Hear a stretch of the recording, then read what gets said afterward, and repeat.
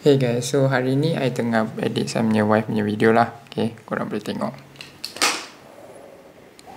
Okay, so nak buat satu sharing lah untuk korang. Okay, dari 19 cakap depan kamera. So saya akan beritahu korang macam mana cara I edit video I lah. Okay. Saya punya video cara I edit ialah saya akan bahagikan kepada 3 session. Okay, session pertama ialah masuk semua footage kat dalam korang punya video editing software lah, tak kira CapCut ke, VN Editor ke, atau korang ada guna Premiere Pro atau After Effects, semua pun boleh juga. Then saya akan cut semua tempat yang dia salah cakap atau pause terlalu lama, and then saya akan pilih mana satu part yang dia cakap paling cunnya lah. Okay, sebab bukan satu try dah jadi punya.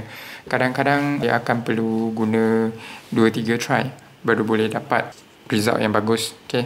Part kedua ialah bila dah semua siap edit tu, saya akan letak footage berdasarkan apa yang dia cakap. Footage tu maksudnya B-roll lah. Okay, B-roll. A-roll ialah orang yang tengah cakap tu. Okay, ialah orang tengah cakap lah. Okay.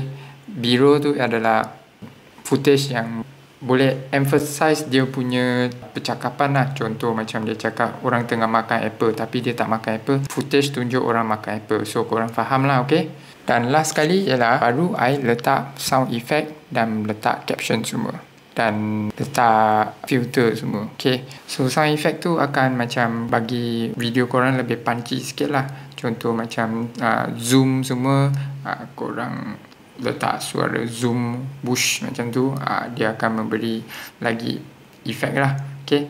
Nombor 2 ialah caption. Banyak orang yang diorang buka phone, mostly diorang pun akan lower volume. Kecuali yang korang tahulah, ada yang orang yang pakai phone terus full volume, tak kira orang tepi dengar dia apa yang dia tengok. Okay. Okay. So itu untuk bagi orang yang tak buka volume, so dia akan boleh baca lah. Yang last kali ialah filter semua. Sebab kalau korang tak letak filter, korang pakai raw footage saja, color dia actually tak cantik punya. So itulah cara saya buat editing. Okay.